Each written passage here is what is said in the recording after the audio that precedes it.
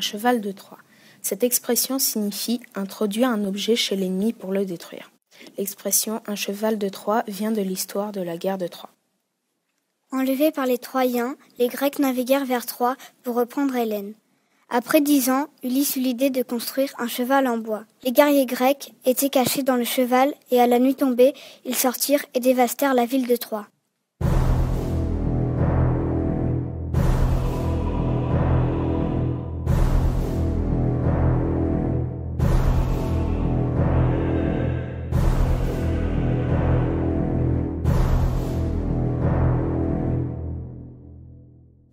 Écoutez le chant des sirènes. Cette expression signifie se laisser séduire par de belles paroles.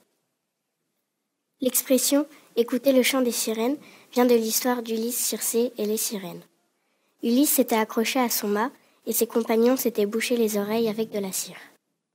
Ils étaient passés devant les sirènes et Ulysse voulait à tout prix qu'on le détache, mais ses marins ne l'entendaient pas.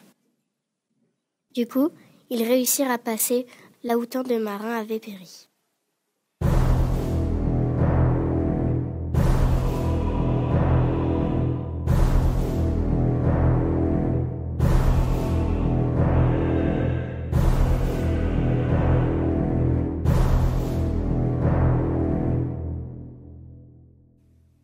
Ouvrir la boîte de Pandore. Cette expression signifie déclencher une série de grands malheurs. L'expression « ouvrir la boîte de Pandore » vient de l'histoire de Pandore qui se maria avec Épiméthée. Elle ouvrait une boîte qu'on lui avait interdit d'ouvrir et qui déclencha une série de malheurs.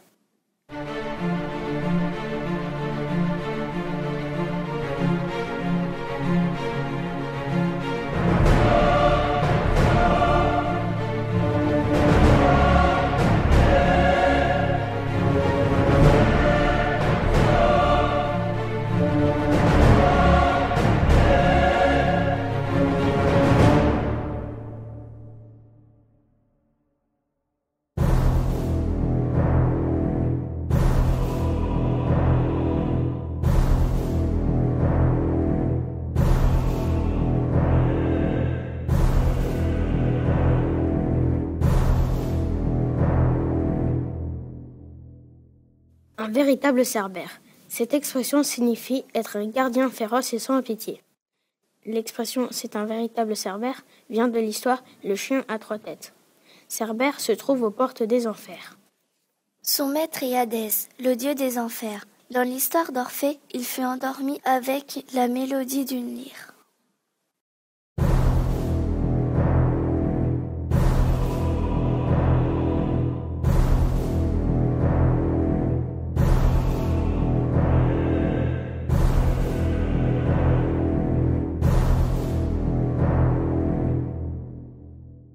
Le fil d'Ariane.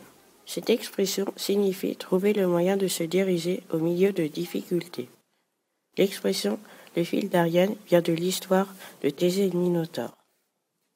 Un jour, en Grèce, la fille du roi Minos, Ariane, tomba follement amoureuse de Thésée, qui devait combattre le Minotaure, une bête mi-homme, mi-taureau. Après lui avoir fait promettre de l'épouser, Ariane remit à Thésée une bobine de fil d'or. Ainsi, il la déroula dans le labyrinthe et, après avoir tué le Minotaure, il retrouva son chemin.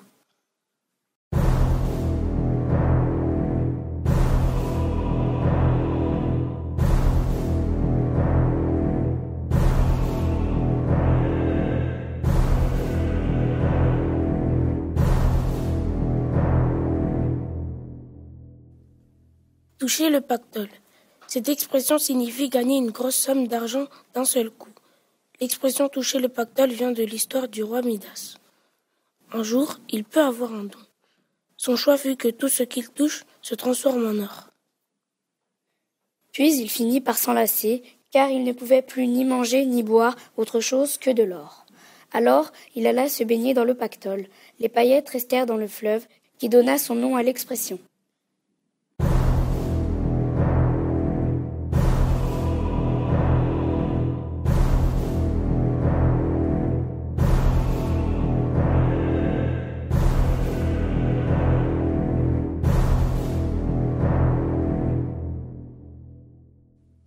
Être médusé.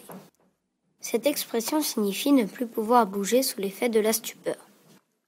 L'expression « être médusé » vient de l'histoire de Persée qui tua Méduse, horrible gorgone aux cheveux de serpent, en se servant du bouclier d'Athéna, déesse de la guerre et de la sagesse. Ce bouclier servit à Persée pour pétrifier Méduse, car tout ce qui croisait son regard était changé en pierre. Et Méduse s'est vue dans le bouclier qui a produit un reflet. Elle s'est donc changée en pierre elle-même.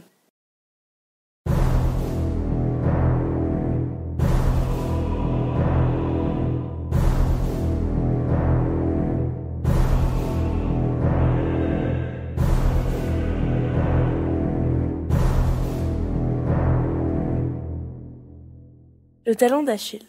Cette expression signifie le point faible d'une personne.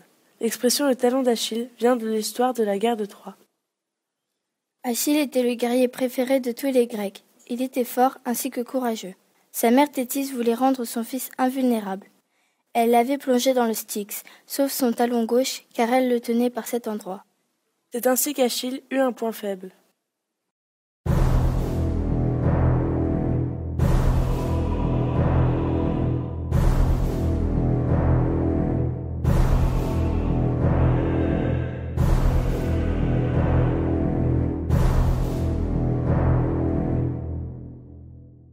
Être narcissique. Cette expression signifie être amoureux de soi-même.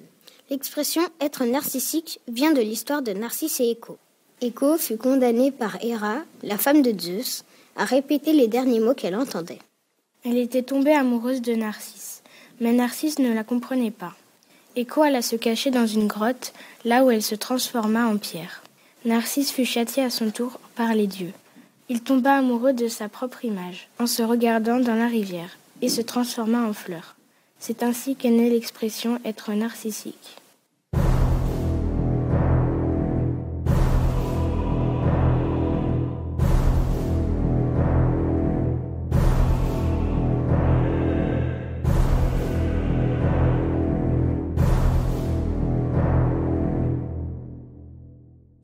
Le supplice de Tantale. Cette expression signifie être tout près de l'objet que l'on désire sans jamais pouvoir l'atteindre. L'expression « le supplice de Tantale » vient de l'histoire de Tantale. Un jour, Tantale osa défier les dieux. Pour le punir, son châtiment fut d'être accroché à un arbre. Quand il voulait boire à la rivière, elle disparaissait, et quand il voulait manger un fruit, le vent le poussait. C'est ainsi qu'est née l'expression du supplice de Tantale.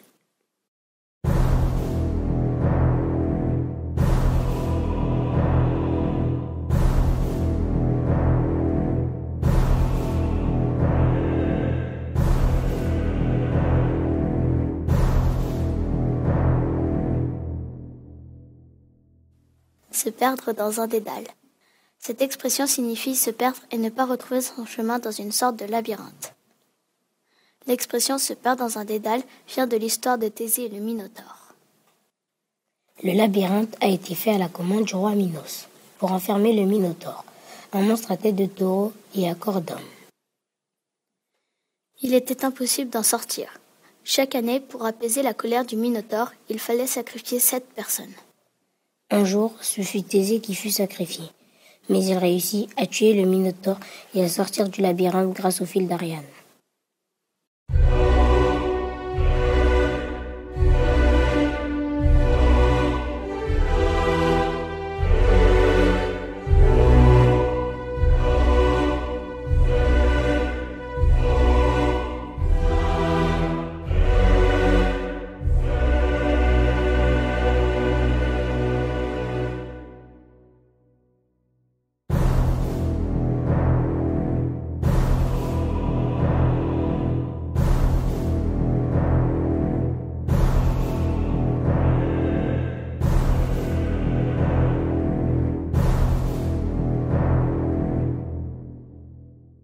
La pomme de discorde.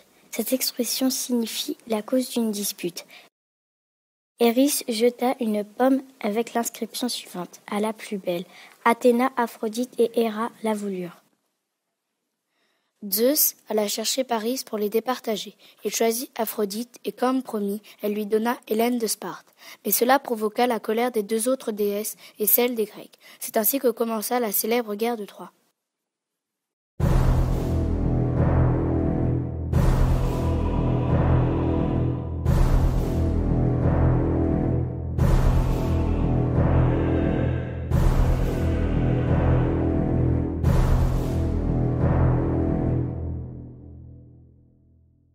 Poursuivre une chimère.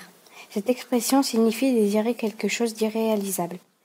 L'expression poursuivre une chimère vient de l'histoire de Pégase.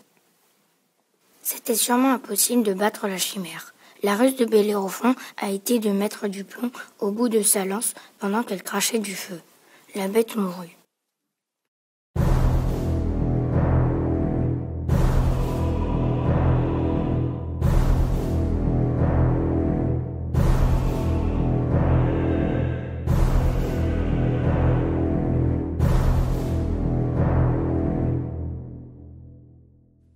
Un travail de titan. Cette expression signifie un travail gigantesque. L'expression un travail de titan vient de l'histoire de la création du monde. Les titans ont été libérés par Cronos. Les dieux commencèrent à se battre contre les titans. Les titans avaient une force incroyable. C'étaient des créatures gigantesques entre les hommes et les dieux.